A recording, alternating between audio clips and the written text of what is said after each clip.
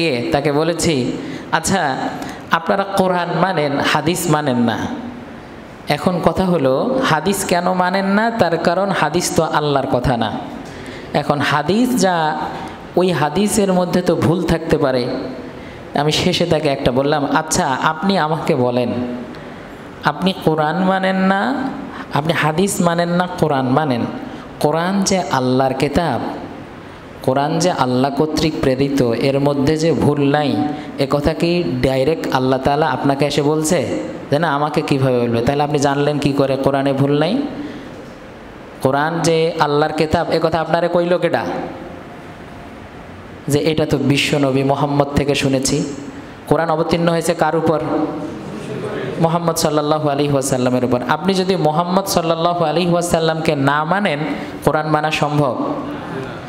যদি বিশ্বনবী সম্পর্কে আপনার সন্দেহ থাকে, তাহলে এমনও তো সন্দেহ আসতে পারে যে বিশ্বনবী যাকে কোরআন বলে আমাদের সামনে উপস্থাপন করেছে, নবী নিয়ে যদি সন্দেহ হয়, কোরআনের মধ্যেও সন্দেহ হতে পারে। নবীকে যদি আপনি মাইনাস করেন, তাহলে কোরআনও অটোমেটিক্যালি মাইনাস হয়ে যাচ্ছে। শুধু কোরআন মানলেই হবে না, সাথে সাথে হাদিসও মানতে হবে। হাদিস মানার কথা, এই কথা কোথায় আছে? সরাসরি কোরআনেই আছে। আল্লাহ নিজে বলতেছে, শুধু আমার কথা মানবে বিষয়টা এমন নয়। আমি আল্লাহ রব্বুল আলামিন লেজিসলেটিভ ল পার করার জন্য বিশ্ব নবীকে পাওয়ার দিয়েছি, ক্ষমতা দিয়েছি। আমার নবী শারে', শরীয়ত প্রণেতা। আইন শুধু কোরআন থেকে হয় না, আইন হাদিস থেকেও হয়। এইটা এখন পৃথিবীতে সয়লাব। নাস্তিকদের সমস্যা যেমন মুনকিরুল হাদিস, হাদিস অস্বীকারীর সংখ্যাও এখন অনেক বেশি, সমাজের রন্ধ্রে রন্ধ্রে ঢুকে গেছে। কোরআন মানি, হাদিস মানি না। যদি কোনোদিন আপনাদের কাছে এরকম দাওয়াত নিয়ে কেউ আসে, আমার এই প্রশ্নটাই তাকে করবেন যে কোরআন যে আল্লাহর কিতাব, এ কথা তোমারে কইল কেডা? যে এই কথা তো বিশ্বনবী কইছে। বিশ্বনবী যদি বলে থাকে, তার কথা অনুযায়ী যদি কোরআন মানি, তার মুখ নিঃসৃত কথা হাদিসেও আমি মানি। মা ইয়ানতিকু আনিল হাওয়া ইন হুয়া ইল্লা ওয়াহয়ুন ইউহা। নবীজি তো কোনো কথা বানায়া বলেন নাই। নবীজি যা বলেছেন তা আল্লাহ রব্বুল আলামিন তার ভিতরে ওই জিনিসটা ইলহাম করেছেন, তারপর রাসূল সেই কথা মুখ দিয়ে বলেছেন। সুবহানাল্লাহ। অতএব হাদিস মানতেই হবে। আইনের দ্বিতীয় উৎসের নাম কি? হাদিস। প্রথম উৎস কি? কোরআন। দ্বিতীয় উৎস কি? হাদিস। আইনের প্রথম উৎস কোরআন, দ্বিতীয় উৎস হাদিস। 3 নম্বর উৎস আরেকটা, যেটাকে মানতেই যায় না, সেটা হলো ইজমা। ইজমা, ইজমা মানে হলো সবার সম্মিলিত মতামত। একটা জিনিস কোরআনে নাই, একটা জিনিস হাদিসে নাই, কিন্তু পৃথিবীর সব উলামায়ে কেরাম একমত যদি কোনো বিষয়ে পোষণ করেন, তখন ওইটাও আইন হয়ে যায়। আচ্ছা বলেন, নবীজি সাল্লাল্লাহু আলাইহি ওয়াসাল্লামের যুগে এখন যে আমরা ব্লাড ডোনেশন করি, একজনের রক্ত আরেকজনকে দেই না? এই রক্ত দেওয়াটা, এটা কি খারাপ কাজ? আরেকজন মানুষের জীবন বাঁচলো না? বাঁচলো।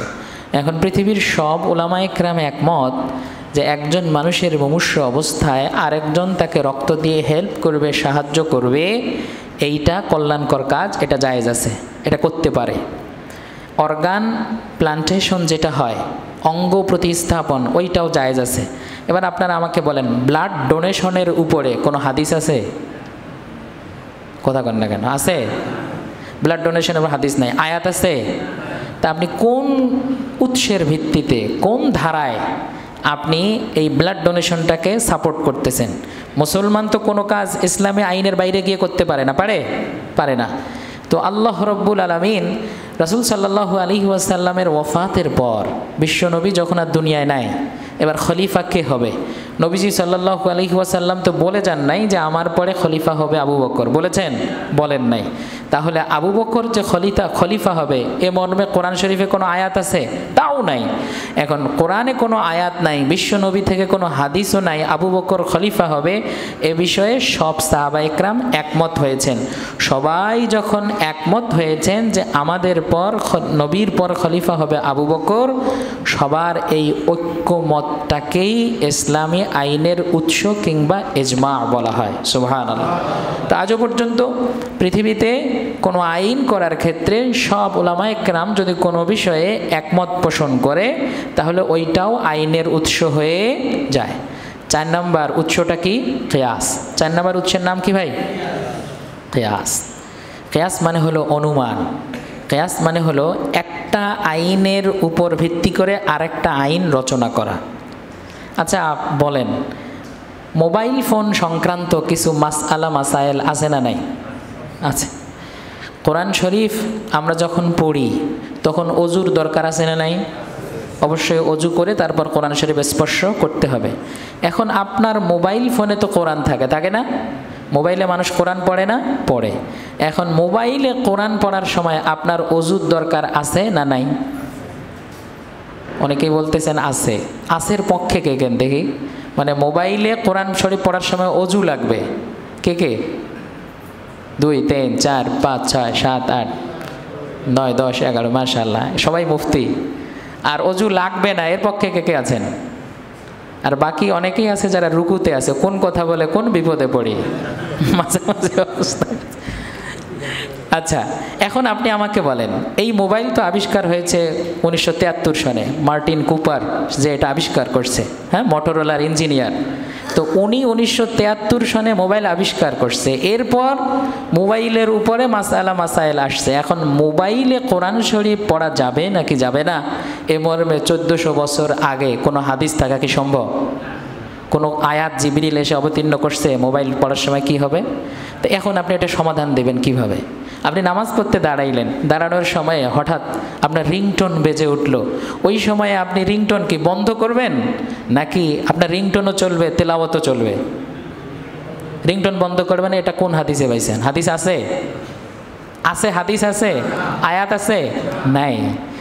মাসআলা বলবেন হুজুর এখন মাসআলাটা বলেন আসলে কি হবে?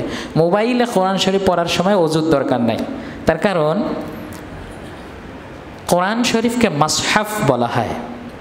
মানে এইটা হলো রাসূল সাল্লাল্লাহু আলাইহি ওয়াসাল্লাম তার সময়ে দেয়ালে যদি কোরআন শরীফের কোনো আয়াত লেখা থাকতো তখন ওই দেয়ালকে স্পর্শ করার সময়ে অজু লাগতো না, অজুর দরকার হতো না। কিন্তু কোরআন মাসহাফ যখন ধরা হতো তখন অজুর দরকার হতো। মোবাইলটা পুরোটাই তো কোরআন না, একটা অ্যাপস আছে যেটা কোরআনের, এর বাইরে তো আরও অনেক অ্যাপস আছে। যেহেতু ইটসেলফ এটা কোরআন না, অতএব অজু ছাড়াও আপনি মোবাইলের অ্যাপসের কোরআন পড়তে পারবেন, এটা জায়েজ আছে। মোবাইলের এই মাসআলা আমি কিসের ভিত্তিতে আপনাদেরকে দিলাম? হাদিসের ভিত্তিতে? ইজমার ভিত্তিতে? তাও না। কোরআনের ভিত্তিতে? তাও না। কিসের ভিত্তিতে ভাই? কিয়াসের ভিত্তিতে। আপনার মোবাইলে রিংটোন বেজে উঠলো, রিংটোন বাজার সময়ে এখন আপনি মোবাইলটা বন্ধ করবেন। আমি বললাম যে ভাই মোবাইলে যদি রিং আসে তখন আপনি মোবাইলটা বন্ধ করে নামাজটা পড়বেন। এবার আপনি যদি আমাকে পাল্টা প্রশ্ন করেন, আপনি যে আমাকে মোবাইলের রিংটোন বন্ধ করতে বললেন, এটা বুখারী শরীফের কয় নম্বর হাদিস? আমি পারবো? আমার উস্তাদ পারবে? কেউ পারবে না, তার হাদিস তো নাই। তাহলে কি থেকে আমি আপনাকে এই মাসআলা দিলাম? আন্দাজে না, মাকিসুন আলাইহি, যার উপর কিয়াস করা হয়, মূল কথার উপর, মূল মাসআলার উপর। সাহাবায়ে কেরাম যখন নামাজ পড়তেন, নামাজ পড়ার সময় সিজদা দেওয়ার সময়ে হঠাৎ করে নুরি পাথর তার কপালের মধ্যে লেগে যেত। তো নুরি পাথর কপালের মধ্যে লেগে যাওয়ার কারণে সাহাবায়ে কেরাম নামাজরত অবস্থাতেই হাত দিয়ে আস্তে করে সেগুলো সরাইয়া দিয়ে সিজদা দিতেন। তার মানে নামাজের মধ্যে যদি হঠাৎ করে কষ্টদায়ক বস্তু সামনে পড়ে, আপনি আমলে কাসির যেন না হয়, হাত দিয়ে ওই কষ্টদায়ক বস্তুটা সরিয়ে নামাজ আদায় করতে পারবেন। এই মূল মাসআলার উপর ভিত্তি করে নামাজে যেহেতু কষ্টদায়ক বস্তুকে সরানোর ইখতিয়ার হাদিসে আছে, ওই হাদিসের উপর ভিত্তি করে মোবাইলে যদি রিং আসে নামাজরত অবস্থায়, ওই জিনিসকে মাকিসুন আলাইহি ধরে কিয়াস করে ফতোয়া দেয়া যাবে। মোবাইলে রিংটোন আসলে আমলে কাসির যেন না হয়, ওই পরিমাণ সময় নিয়ে মোবাইলের রিংটোন